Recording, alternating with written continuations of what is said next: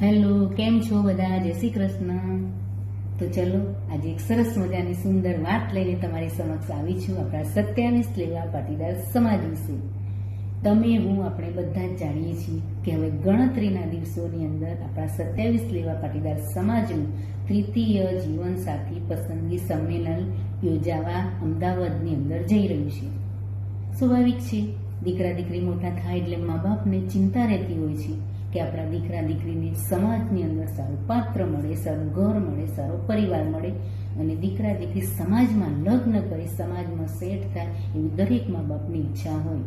તો આપણી આ ઈચ્છાઓને ધ્યાનમાં રાખી આપણા સમાજના યુવાન કાર્યકરોએ, આયોજકોએ ગામડે ગામડે ફરી ખૂબ મહેનત કરી એક સુંદર મજાનું પ્લેટફોર્મ ઊભું કર્યું છે જેનું નામ છે જીવનસાથી પસંદગી સંમેલન.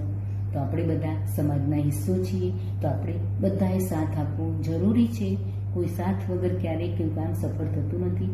અને આપણા દીકરા દીકરી યુવાન થાય તો આપણે મા બાપ તરીકે આપણી ફરજ છે, આપણે સમાજમાં રહીએ છીએ, સમાજનો હિસ્સો છીએ, તો આપણી ફરજ છે કે આપણા દીકરા દીકરીઓને આમાં ફોર્મ ભરી લઈ જઈએ ત્યાં અને દીકરા દીકરી એકબીજાને જોવે, મળે, જાણે, સમજે, એકબીજાના વિચારો આપલે થાય અને લગ્ન ગ્રંથિથી બંધાય તેવી આપણે બધા એવી ઈચ્છા રાખીએ અને આ કાર્યક્રમને સફળ બનાવીએ, સુંદર મજાનો આપણે બધા સાથ આપીએ અને આ કાર્યક્રમને ખૂબ આગળ વધારીએ. દર વર્ષે આવા કાર્યકર્તાઓ યોજે, દર વર્ષે આવા સંમેલનો થાય, આપણા દીકરા દીકરી સમાજમાં લગ્ન કરે, સમાજમાં સ્થાયી થાય એવી આપણે બધા આશા રાખીએ અને આ કાર્યક્રમને ખૂબ સફળ બનાવીએ. તો આપણે બધાની ફરજ બને છે આપણે બધા સાથ આપીએ આમાં. અને આપણા યુવાન દીકરા દીકરીઓ હોય તો દર વર્ષે કદાચ દર વર્ષે આ મેળો યોજાય તો આપણા દીકરા દીકરીઓને આપણે લઈ જઈએ, આપણે મા બાપ જાતે લઈને જઈએ અને એમાં ભાગ લેવડાવીએ. અને દીકરા દીકરી એકબીજાને જોશે, જાણશે, મળશે તો ખબર પડશે કે એને યોગ્ય પાત્ર છે કે નહીં. છે સમાજની અંદર છે એવા પાત્રો. ડૉક્ટર હોય તો સામે ડૉક્ટર હોય એવું જરૂરી ના હોય. કોઈ સારી પોસ્ટ ઉપર હોય, કોઈ સારી ધંધોવાળો હોય, કોઈ સારું કમાતું હોય તો એની સાથે લગ્ન કરી શકાય. એવું ના હોય કે ડૉક્ટર હોય તો સામે ડૉક્ટર જોઈએ, એન્જિનિયર હોય તો એન્જિનિયર જ જોઈએ. ના, સારું કમાતો હોય, સારું એનું પોસ્ટ હોય તો કે ના કરી શકાય લગ્ન? કરી શકાય. તો દીકરા દીકરીઓ સમાજમાં જ લગ્ન કરે, આ હેતુથી આ કાર્યક્રમ યોજવામાં આવે છે. અને ઘણા મા બાપ તો એવું વિચારતા હોય છે કે મારા દીકરા દીકરીઓ આટલા ભણેલા છે તો એને યોગ્ય પાત્ર ના મળે. ના, એવું ના હોય. તમે ત્યાં જાઓ, જાણો, સમજો અને એકબીજાને મળો તો ખબર પડશે કે તમારા કદાચ કોઈ દીકરી દીકરો એવું ભણતર પણ નથી જોતા હોતા, એકબીજાના વિચારો મળે તો પણ કરી લેતા હોય છે લગ્ન, નથી પોસ્ટ પણ જોતા હોતા. અને હા, તમારા દીકરા દીકરી સારું ભણેલા હોય એવી આશા કે એ રીતે લગ્ન કરે, પણ સામે સારું પાત્ર મળતું હોય, સારું કમાતું હોય, કોઈ સારો ધંધો કરતો હોય તો કરી શકાય લગ્ન. કેમ ના કરાય? કરી શકાય. અને હા, આપણા સમાજની અંદર કદાચ દીકરીઓ ઓછી છે, દીકરાઓ વધારે છે, પણ જો દીકરા દીકરીઓ સમજે એકબીજાને અને લગ્ન કરે સમાજમાં દીકરીઓ સમાજમાં જ લગ્ન કરે એવી આપણે બધા એવી આશા રાખીએ છીએ કે દીકરા દીકરી સમાજમાં જ લગ્ન કરી સમાજમાં સ્થાયી થાય એવી આપણી બધાની આશા હોય છે.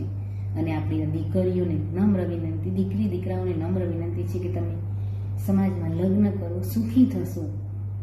સમાજની અંદર તમે લગ્ન કરશો તો તમારું માન સન્માન વધશે. તમને ક્યારેક તકલીફ આવશે તો તમારા મા બાપ તમારી પડખે ઊભા હશે.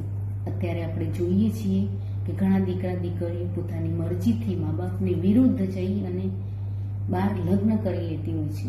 તો એવા ઘણા કિસ્સા આપણા સમાજની અંદર છે કે જે દીકરા દીકરીઓ દુઃખી થાય છે, અંતે ઘરે ઘણી દીકરીઓ પાછી પણ આવે છે, ઘણી ત્યાં દુઃખી થઈને રહેતી પણ હોય છે, પણ એ સુખી ક્યારેય નથી થતી.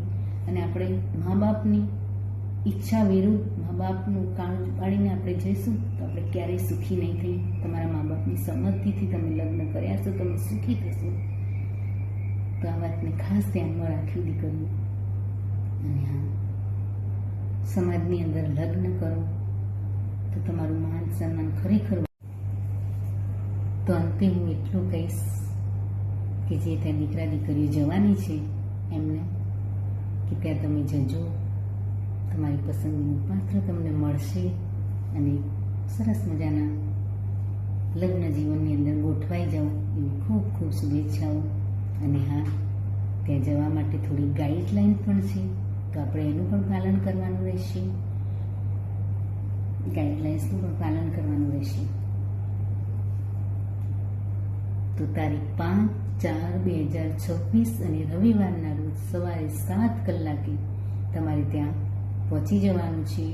અમદાવાદની અંદર ડૉક્ટર શ્યામા પ્રસાદ મુખર્જી ઓડિટોરિયમ વસ્ત્રાલની અંદર જવાનું છે. અને ત્યાં પહોંચી તમારે કાર્યકર્તાઓ પાસેથી પાસ લઈ અને તમને ત્યાં અંદર એન્ટ્રી રજિસ્ટ્રેશન કરાવી અને તમને પાસ આપશે, પછી તમને એન્ટ્રી મળશે. અને જે દીકરા દીકરીઓને જવાનું છે એમની સાથે માતા પિતા કે ભાઈ હોય કે કાકા કાકી કે મોટી બેન, કોઈ પણ એક વ્યક્તિને તમારી સાથે લઈ જવાની રહેશે. તમારી સાથે તમારા ભાઈબંધ હશે કે તમારી બહેનપણી હશે કે તમારો નાનો ભાઈ હશે કે નાની બેન હશે, નહીં ચાલે. તમારા કોઈ વડીલને લઈને જવાનું રહેશે. તેમજ કોઈ બહાર વિદેશમાં રહેતું હશે અને એને ફોર્મ ભરેલું હશે તો એના મા બાપ એમાં અંદર હાજરી આપી શકશે. તેમજ ત્યાં જમવા સવારે ચા નાસ્તો, બપોરે જમવાનું, બપોરે ચા નાસ્તો, રાત્રે જમવાનું, બધી જ વ્યવસ્થા ત્યાં કરવામાં આવે છે. અને આ સવારે 7 વાગ્યાથી રાતના 8 વાગ્યા સુધી ત્યાં હાજર રહેવાનું રહેશે. આની ખાસ નોંધ લેવાની રહેશે. તેમજ દીકરાઓએ સરસ મજાના ફોર્મલ કપડાં શૂઝ પહેરીને જવાનું છે, તેમજ સ્લીપર કે ચપ્પલ એવું કંઈ પણ નહીં ચાલે. અને દીકરીઓએ સરસ મજાના આપણા ગુજરાતી પહેરવેશ પહેરવાનું છે. સાડી કે સલવાર કમીજ એ રીતનું પહેરવાનું રહેશે. જીન્સ ટી શર્ટ એવું બધું કંઈ નહીં ચાલે. એટલે આ પણ એક ખાસ નોંધ લેવાની. તેમજ જે પણ દીકરા દીકરી એક જ ઘરમાંથી 2 જણે ફોર્મ ભર્યું હશે એ દીકરા દીકરીની સાથે એક જ મા બાપ જઈ શકશે. 2 અલગ અલગ ફોર્મ ભર્યા હશે તો 2 જણ નહીં જઈ શકે, એક જ જઈ શકશે. અને હા, બીજા બધા કદાચ તમારે આગલા દિવસે જવું હશે તો તમે જઈ શકશો, પણ એને તમારે જાણ કરવાની રહેશે કાર્યકર્તાઓને, તો તમને એ લોકો વ્યવસ્થા કરી આપશે. અને જો તમારાથી ના જવાય તો તમારી 5 તારીખ સવારે 7 વાગે ત્યાં પહોંચી જવાનું રહેશે.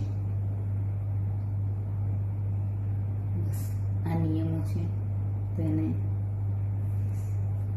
નિયમોનું પાલન કરી આપણા સમય પહેલાં આપણે ત્યાં પહોંચી જવા માટે આપણે પ્રયાસ કરવાનો અને પહોંચી જવાનું.